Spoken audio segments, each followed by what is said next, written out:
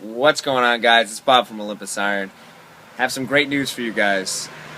Our friends over at RIVALUS.net just hooked us up with not OI20 anymore, but OI30 to give you 30% off every single one of their supplements. Now you know us. We love their products, especially PostRx, Promosil, Last Meal. You've seen videos with us doing reviews on that product before and them hooking us up with a care package before when we try and Last Meal. Go to the website, check it out. We're really appreciative. Chad Lindsay over at Rivalus, thank you so much for hooking us up. Alright guys, I want to say something too. It's not only 20%, it's 30%. Most companies don't even give 30%, so this is pretty cool. So check this out, guys. Like he was saying, we use a lot of their products. Not trying to sell you anything. We really think their protein branch chains are really one of the best products out there, so please check them out. They're coming out with a few new flavors too.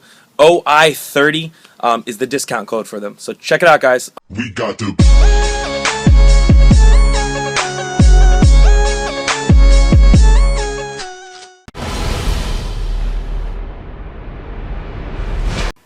What's going on, YouTube? It is Nick and Bob here from Olympusiron. Bob's on the camera right now. So this week I'm taking a rest week. Now these guys are hating on me for taking a rest week, but the reason I'm doing it is because everything's feeling sore, everything's hurting. When I'm doing curls, my body's hurt, not in the soreness type, but just like, it's almost like a strain. So everything's feeling worn down. Now, people have opinions on that. Personally, I like to take them every 4 to 5 months. It gives my body a nice rest, recuperation, my joints get time to heal. I come back the next week feeling stronger, feeling rejuvenated, the whole nine. So personally, I think it's a growth. You're gonna gain a lot from it. It's not a lot of setback in a sense because it's only a week. So it's just your body's gonna recuperate a lot faster within that week of not doing anything. Now my food's still gonna be on. I'm still gonna be eating my meals. I'm still gonna be doing all that. So that's not gonna change in a sense like that. So when I get back next week, I'll start my routine on Sunday. I'll be doing legs and then my whole routine. So. What about caloric intake? Because you're not burning as much calories, what do you tell our viewers?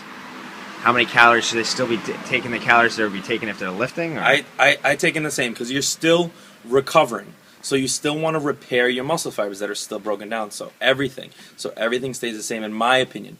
That may vary. I mean, you don't want to be overloading and eating like shit and come off your diet because it's gonna cause some excess fat gain. But I stick to my diet the exact same. Now I won't do my shakes after workouts obviously because I'm not working out. But so obviously I'll cut those out. But my foods still stay the same, the amount of protein and everything. Do you compensate that post-workout with more protein? Like I'll just add an extra meal in there. Since I'm not going to the gym, I have an extra hour and a half, 2 hours to stick another meal in there too. So that'll be perfect for that. Yeah, guys, I'll tell you what. Nick told me to do this on my Myrtle Beach trip, and I didn't listen to him.